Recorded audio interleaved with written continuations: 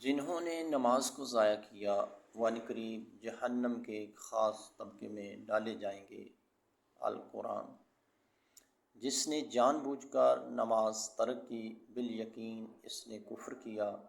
الحدیث۔ بے نمازی کی عمر میں برکت نہ ہوگی۔ الحدیث۔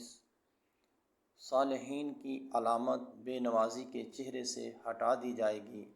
الحدیث۔ بے نمازی جب مرے گا تو ذلیل ہو کر مرے گا۔ الحدیث۔ بے نمازی کی دعا قبول نہیں ہوگی۔ الحدیث۔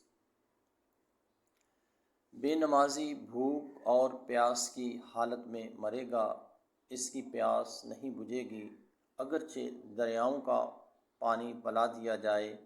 الحدیث۔ بے نمازی کی قبر تنگ کر دی جائے گی اور آخرت میں سختی سے حساب لیا جائے گا۔ الحدیث۔